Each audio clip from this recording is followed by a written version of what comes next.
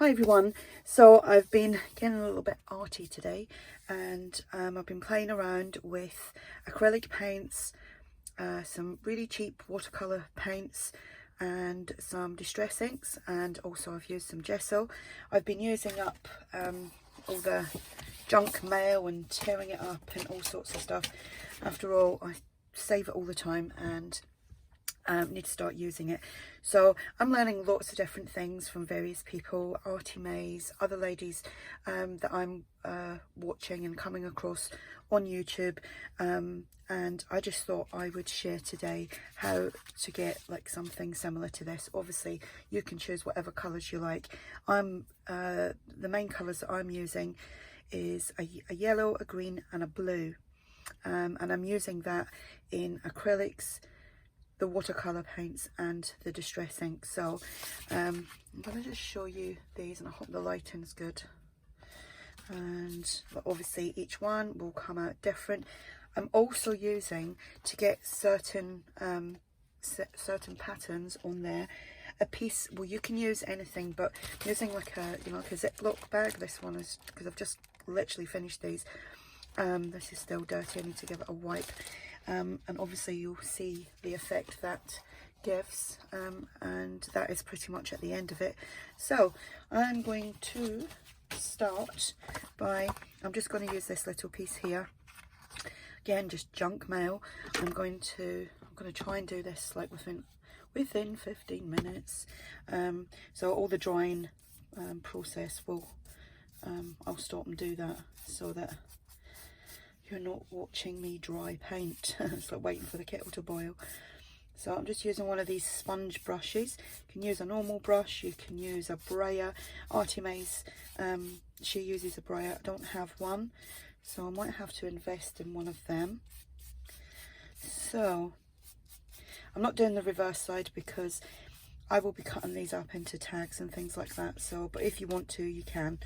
So I'm just going to dry this. And okay, so it's all dry now. And what I did, because obviously most of this was white and it just had the areas of dark here and there, I went over that 2 more times. I'm not worried about completely making it disappear. I just want it dulled down. So I'm using acrylic paint. It's by Dollcraft, and this colour is Periwinkle. And I'm just going to spray some water here and then just add a little bit of the paint. That's probably too much. Just making sure I'm in frame here.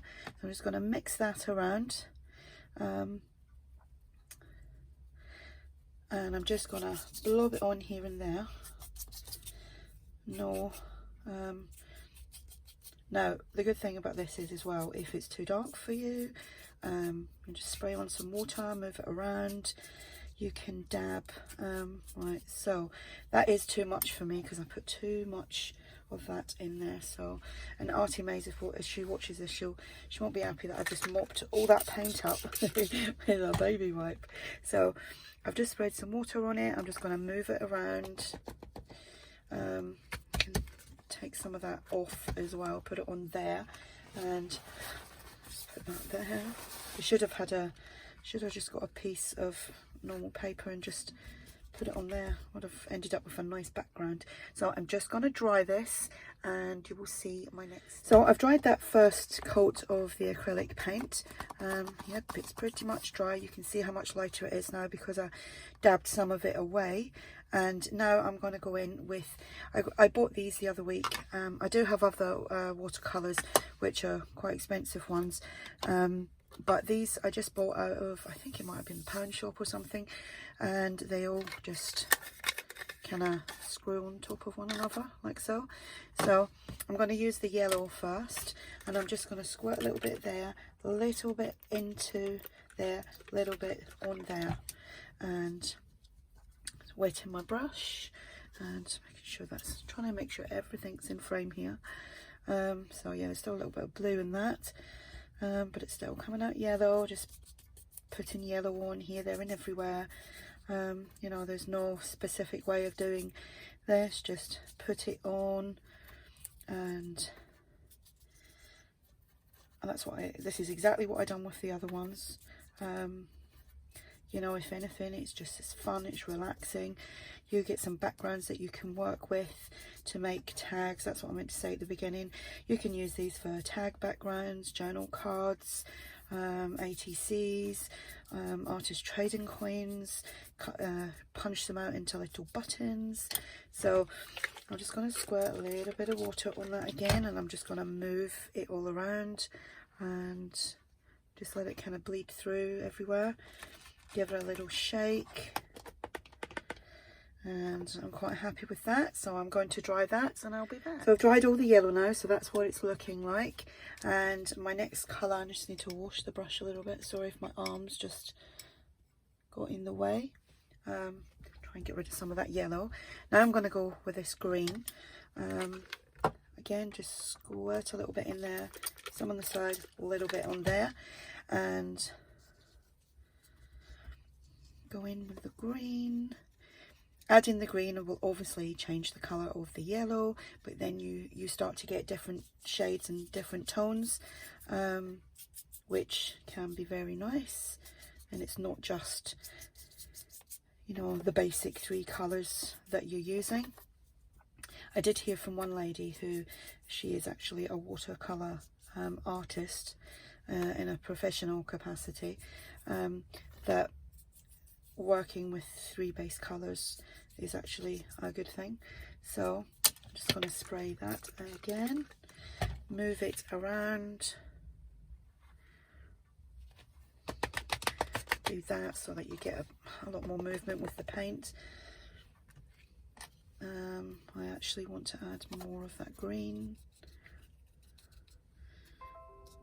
My computer is just saying I have no threads.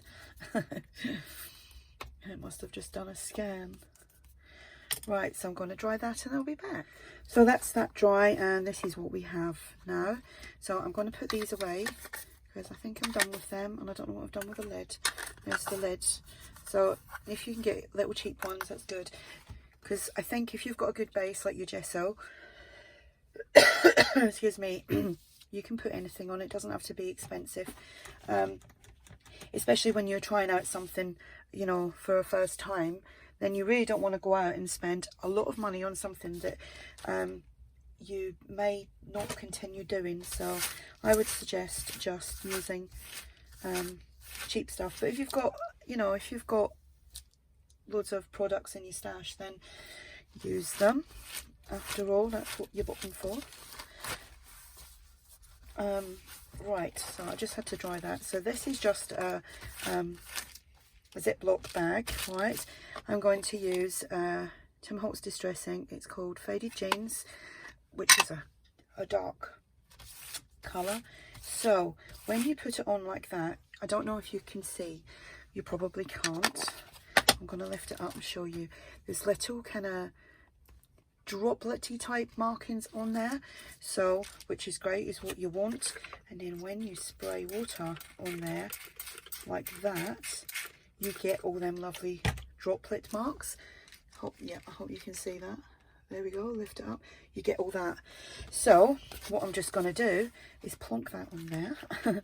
Plonk is a word. Plonk it on there, right, and then plonk it on there. Now that's probably a little bit too much. So what I'm going to do is set that to one side a second.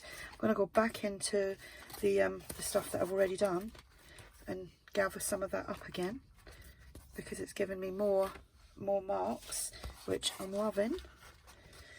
I never thought of using like something like that. So see how that's changed that again, and I'll do that.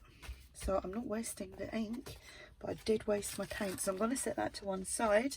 I'm going to bring that back. Now that's gone a little bit too much for me, so I'm just going to, I think it's too much water to start with, so I'm just going to dab that away, dry that, and I'll be back. So I've dried that.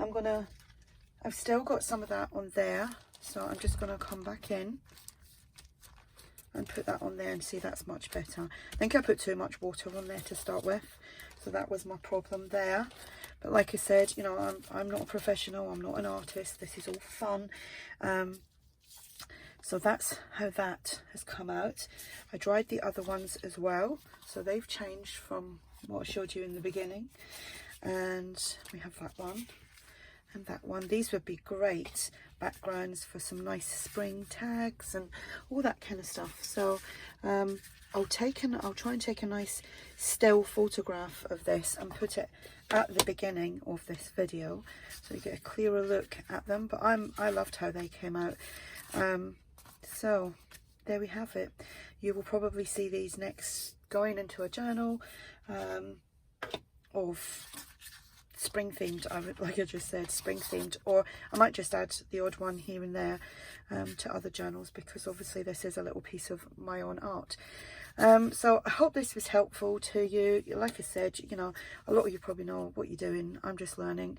So it was acrylic paint, some distress ink, my little watercolors, and some gesso, and a brush and some water. So that was all I needed, and I've got these lovely backgrounds now, which I'm quite pleased with. So any questions, just ask, and thanks for watching. Bye.